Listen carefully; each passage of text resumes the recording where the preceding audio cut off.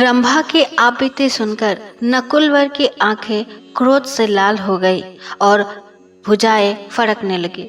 उसने हाथ में जल लेकर रावण को श्राप दे दिया। रावण इसी श्राप के डर से सीता को कभी स्पर्श नहीं कर पाया। एक दिन रावण कैलाश पर्वत के निकट से गुजर रहा था। दिन ढल चुका था। कैलाश का रमणीय वातावरण देख कर रात्रि वहीं व्यतीत करने को निश्चय किया। आकाश में चंद्रमा दैदीयमान था। मंदाकिनी नदी के सुरीले स्वर तथा कदम, चंपा और मंदार पुष्प की सुगंध ने वातावरण को और मनमोहक कर दिया था। किन्नर गीत गा रहे थे और मदमाते विद्याधर अपने प्रेमिकाओं के संग मग्न थे।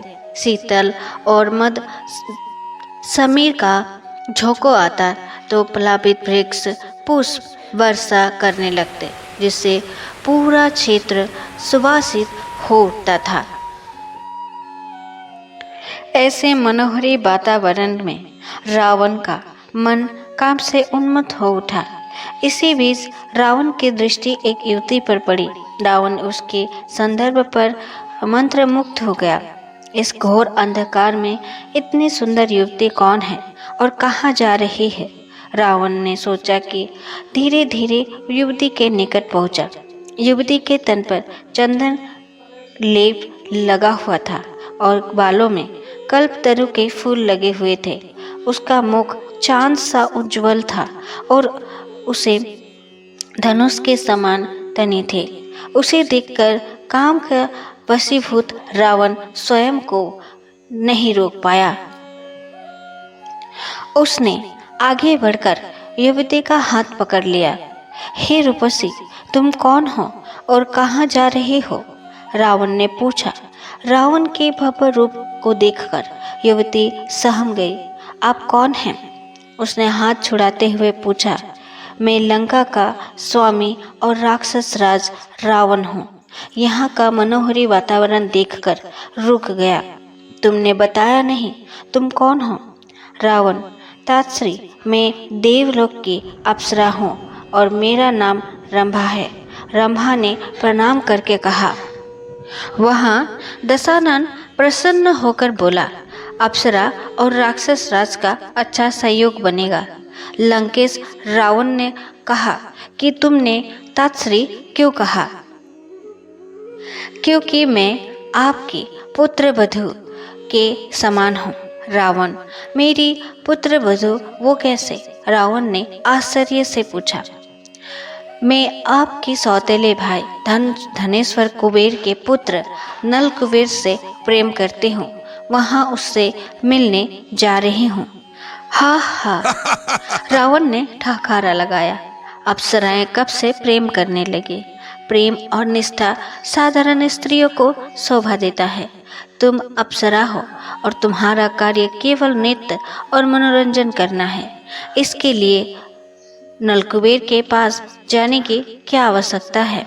मेरे होते हुए तुम्हारी सुंदर और कमनीय काया का भोग कोई और करे, यह मैं नहीं होने दूंगा। रावण पर काम हावी हो गया था। रंभा ने रावण को पिता तुल्य बताकर कई बार उससे आग्रह किया कि वो उसे नलकुबेर के पास जाने की अनुमति दे, परंतु रावण ने निर्लज्जता की सभी सीमाएं पार कर दी थी। मैं त्रिलोकपति रावण तुमसे प्रेम की याचना कर रहा हूँ और तुम मेरा अपमान करके उस कायर कुबेर के पुत्र नलकुबेर के पास जाना चाहती हो। मैं ये नहीं होने दूंगा। मेरे निकट आओ। यह कहकर रावण ने रंभा को बलपूर्वक पर्वतशिला पर पटक दिया। वासना के ज्वार के शांत हो जाने तक रावण रंभा का मर्दन करता रहा। फिर रावण लंका लौट आया। इधर रोती बिलखती रंभा ने नलकुबेर को सारी बात बताई। इस पर नलकुबेर की आंखें क्रोध से लाल हो गई। भुजाएं फड़कने लगी। वो जानता था कि रावण से लड़कर उसे परास्त नहीं किया जा सकता था। इसीलिए नलकुबेर ने हाथ में जल लेकर श्राप दिया कि कामी और धूर्त रावण कभी किसी स्त्री को उसकी इच्छा के विरुद्ध स्पर्श भी नहीं कर सकेगा। उसने ऐसा किया तो उसके सिर का 7 टुकड़ा हो जाएगा। रावण को श्राप का पता लगा तो वो भयभीत हो गया। उस दिन के बाद से रावण ने पर स्त्रियों के साथ दुर्व्यवहार छोड़ दिया।